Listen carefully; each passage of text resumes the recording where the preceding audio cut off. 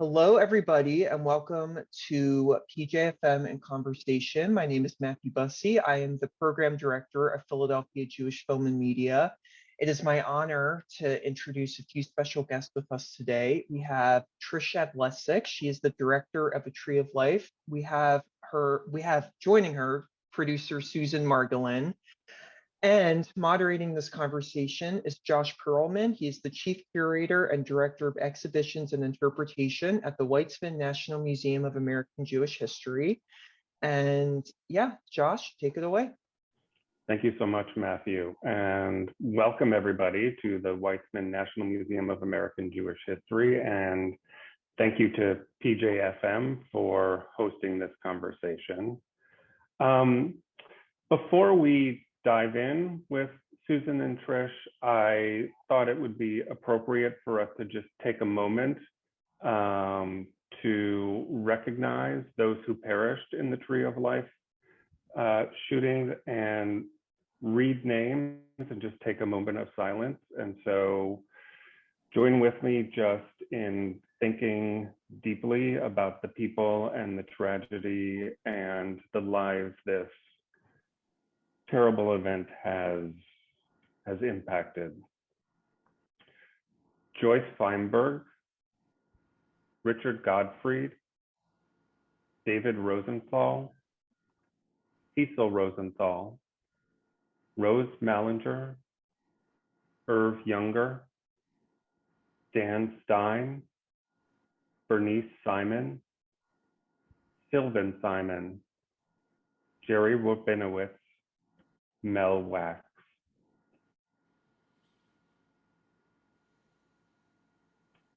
Thank you, everybody. And welcome again, Trish and Susan.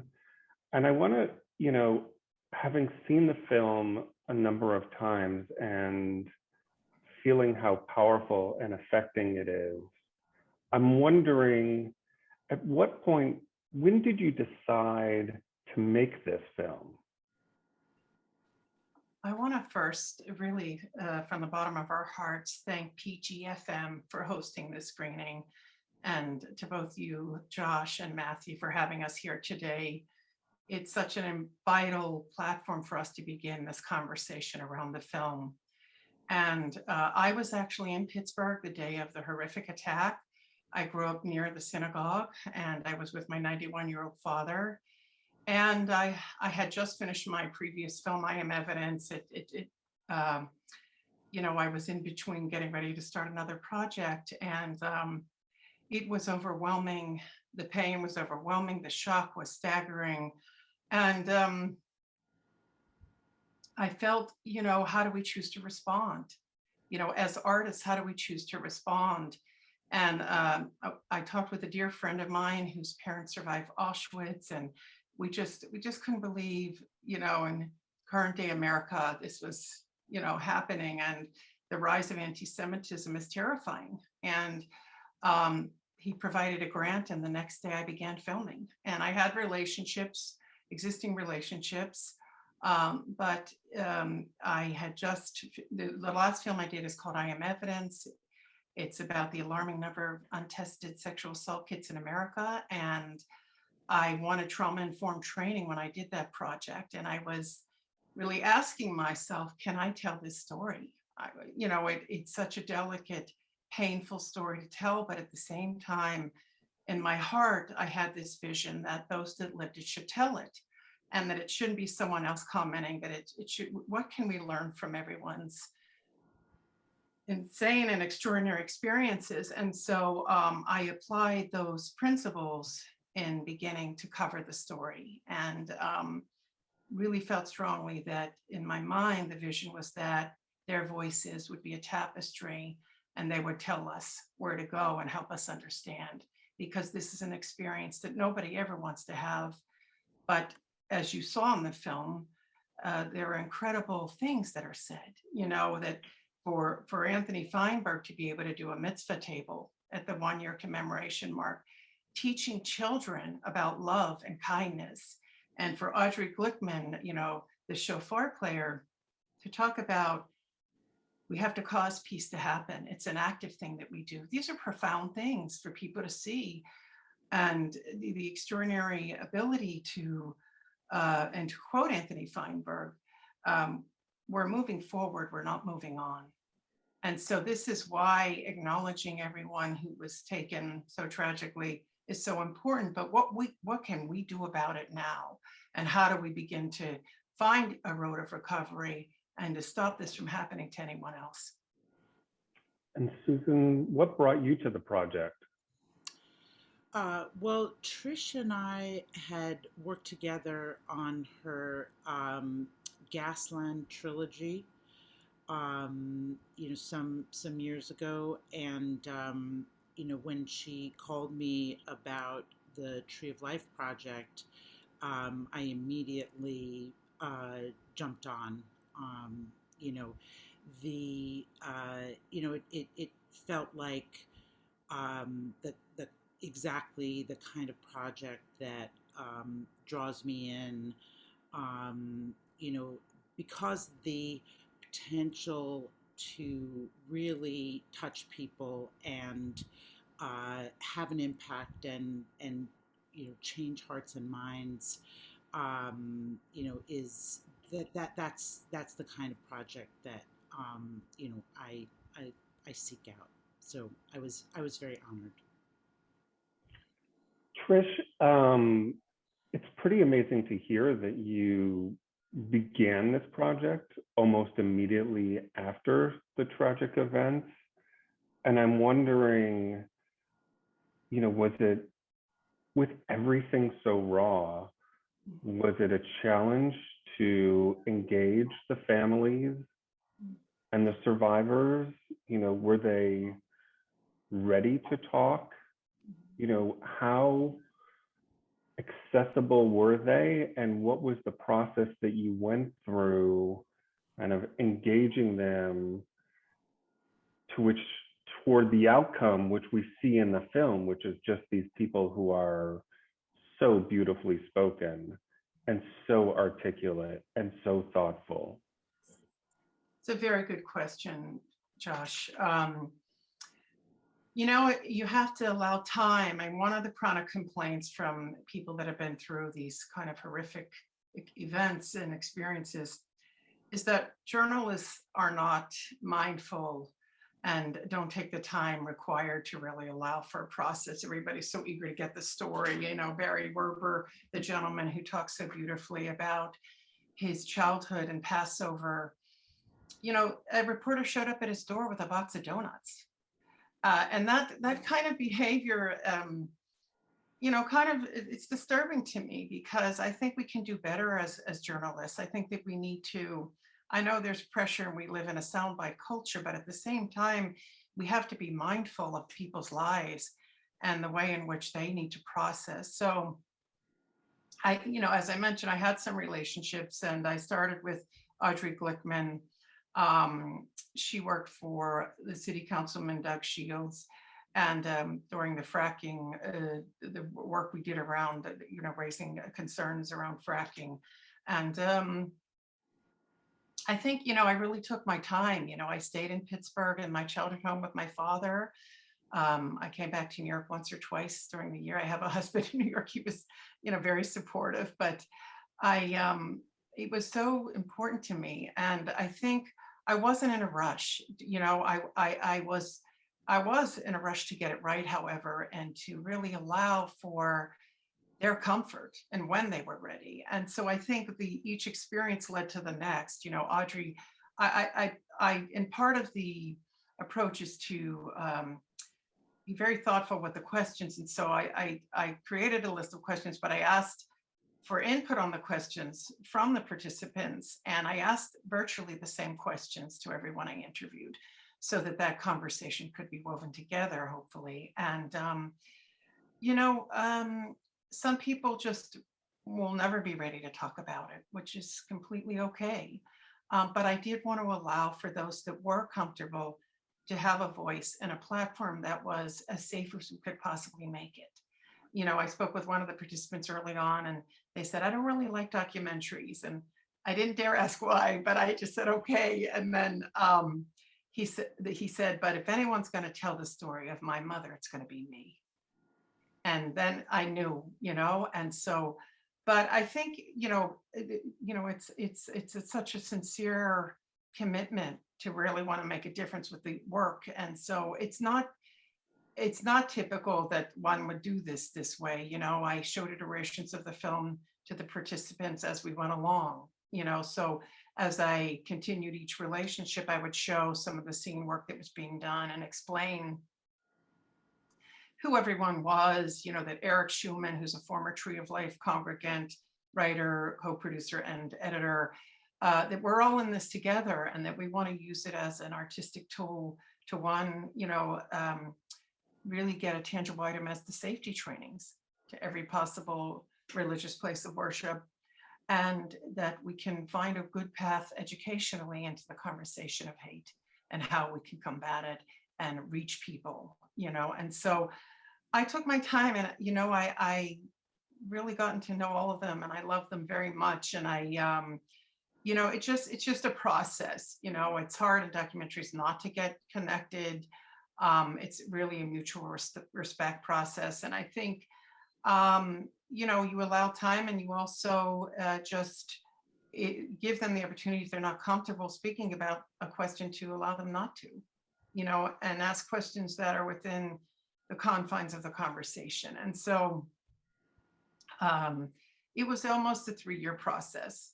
So it was really about the way in which we went about it, and limiting the number of people, and also interviewing them where they felt safest, which is at their homes. So there was a lot of thought and care put into that process, and I think I think that really gave them that opportunity to feel ready. I can really identify with that. In preparation for exhibiting some new objects related to the events in Colleyville, Texas, I went down and we interviewed the survivors of those events.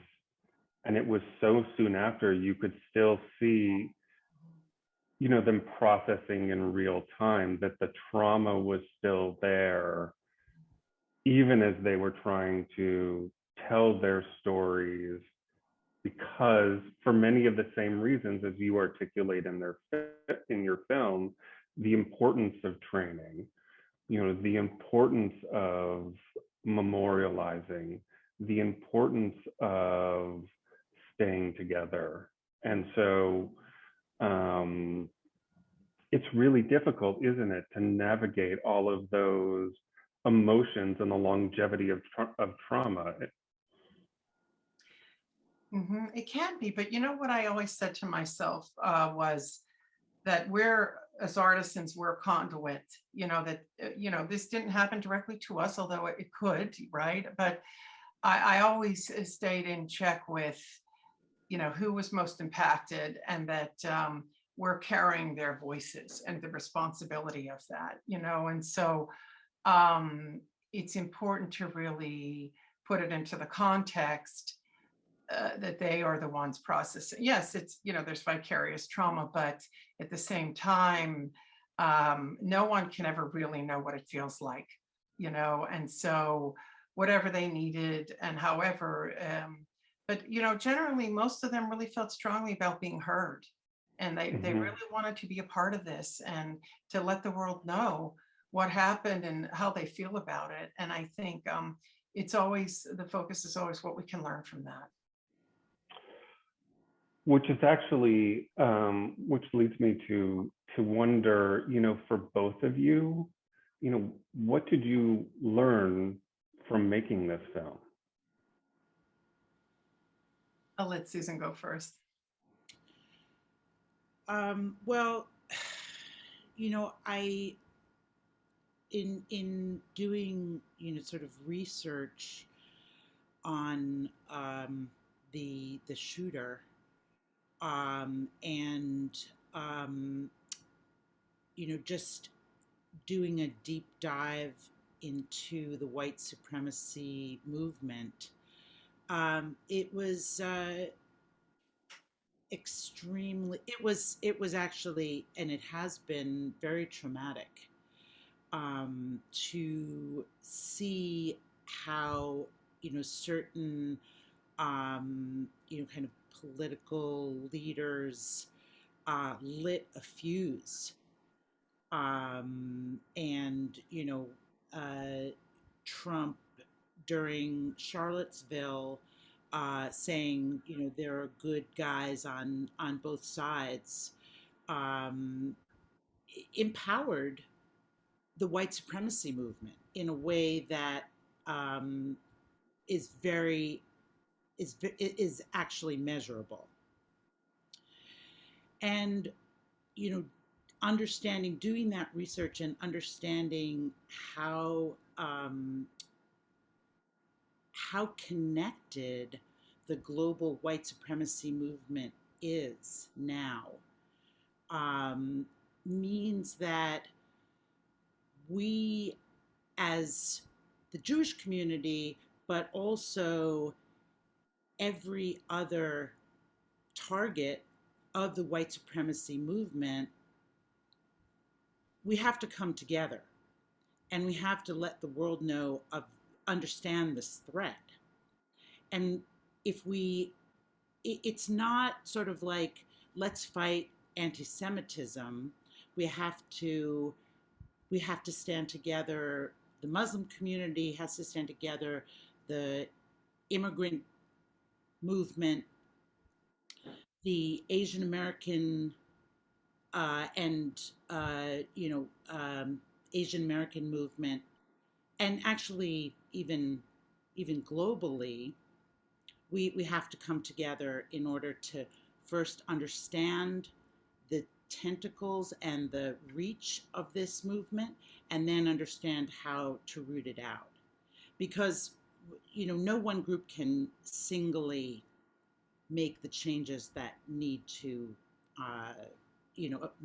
bring those changes to fruition. We all have to do it together. And experiencing Wasim Hamid coming forward in the way that he did, and the Muslim community in Pittsburgh and in Colleyville, this is what needs to happen, broadly, in order to root out this very deep threat. And I echo what Susan is referring to, because the divide comes from somewhere, right? So when leadership promotes, encourages, and gives directives almost to people to act on hate, it's very dangerous. And we need to hold leadership accountable for those actions. Leadership is supposed to, the intention is to bring us together to work towards mutual goals. And I do think that that's a key component here. While anti-Semitism, hate have been around far too long, we cannot inflame it and give it growth. We have to, really squash it. And there's a lot of damage that's been done. And we're trying to reel that back in now, and do something on many different levels with gun legislation, with having programs in schools, having a program in school that says, don't say gay, for example. How does that benefit us as a society for the greater good of humanity? Things of that nature. So we really have to keep an eye on what's happening, and prepare ourselves. And so, learning these things, looking in deeply at it, but also looking at everyone in the film and their courage after being so severely threatened to be able to stand in front of a camera and talk with us. That unto itself is an act of activism. And if that doesn't inspire people to participate, and if they see something, say something, or try to educate someone who's struggling to understand others, then we failed as artists. And I think, as Susan said, Wasi Mohammed and Hannibal Lokumbe out of Texas, he's the grandson of slaves. And for him to have, he wrote Healing Tones in response to what happened at Emmanuel. And when the attack happened at Tree of Life, he was just heartbroken, as we all were. And he wanted to comment. He says he wanted to make a commentary.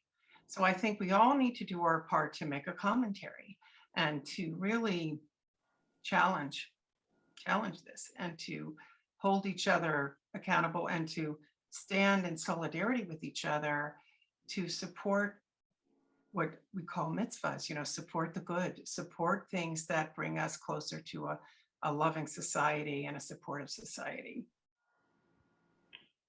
I really, I appreciate deeply how thoughtful you both are about, the larger meanings that come with this experience and that come with your film. And 2 follow-up questions. Susan, you talked a lot about allyship in many ways.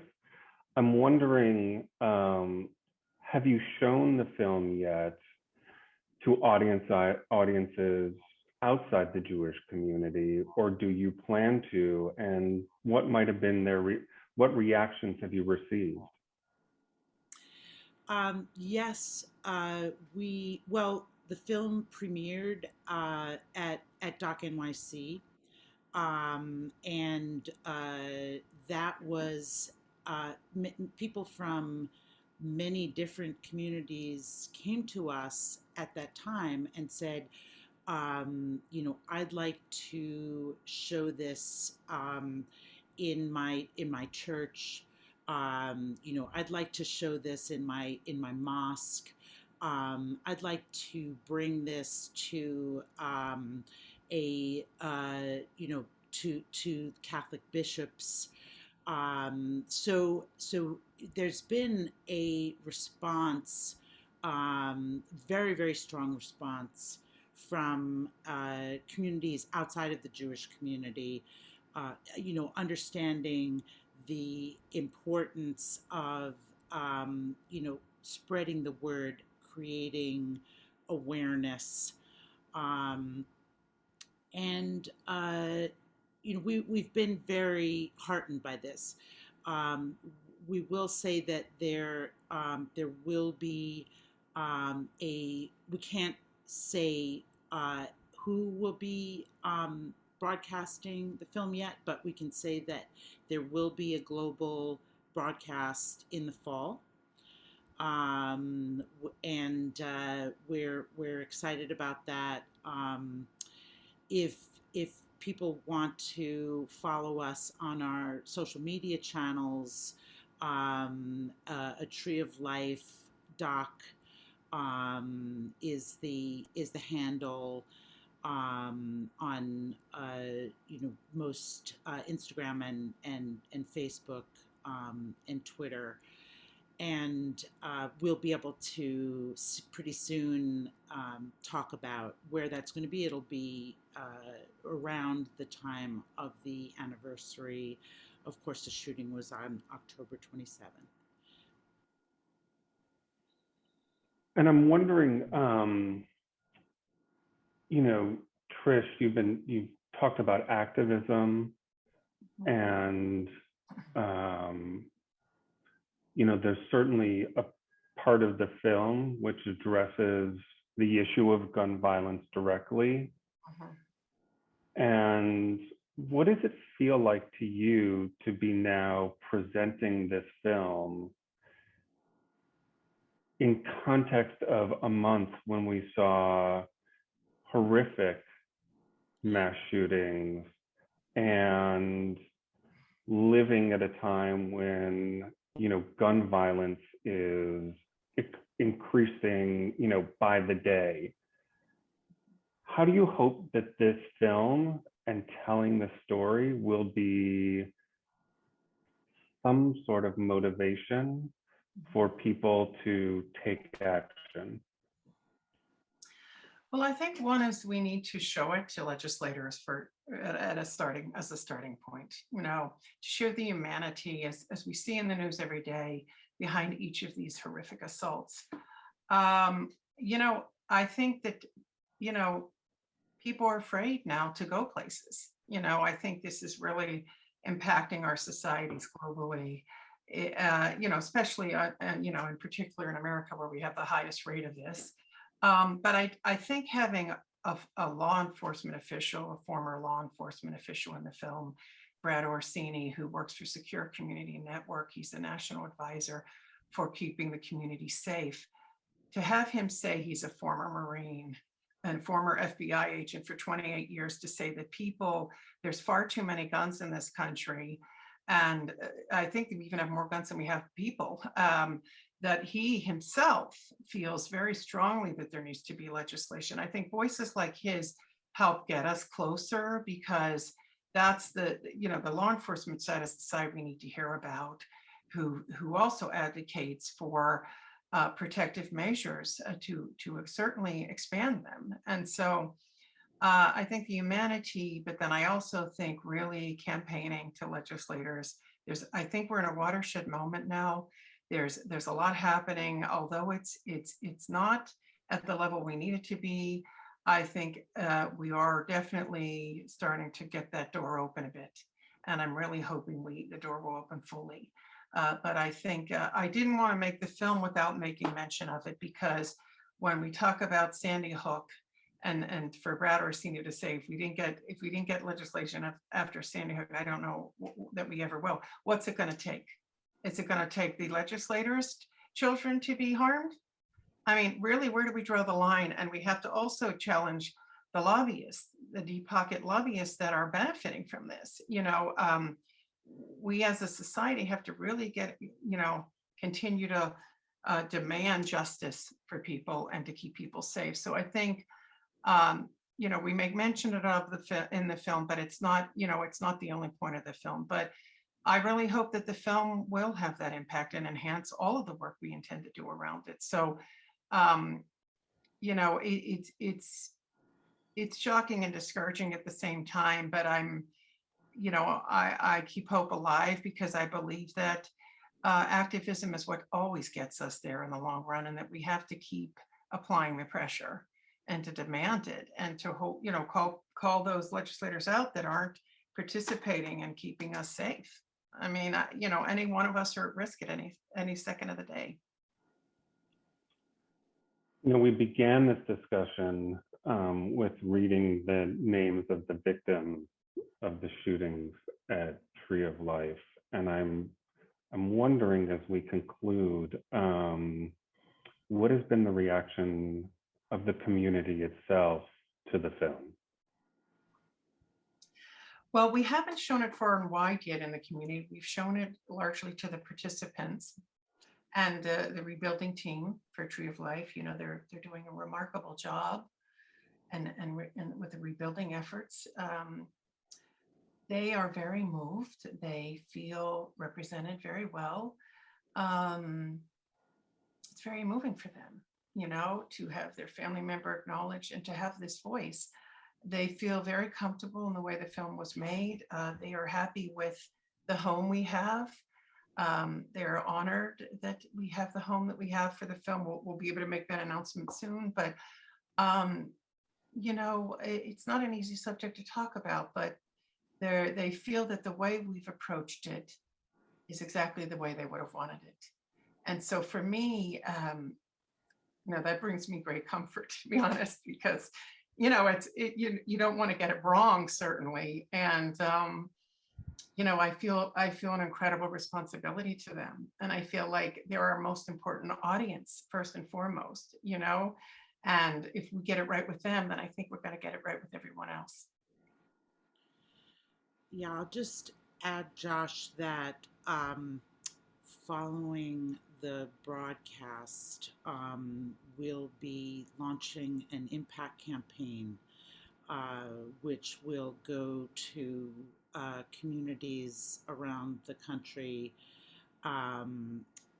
to, really raise the questions around the rise of hate, and with the goal of bringing communities together and creating a stronger bond between the communities as allies, as you put it. And that is the goal of the Impact campaign. It's really to raise questions about the rise of hate, and what the root causes are, and how we can come together to combat this very deep threat to our democracy. Well, I look forward to knowing more about the screening when it's taking place, learning more about when it will be shown far and wide, and participating, supporting your campaign.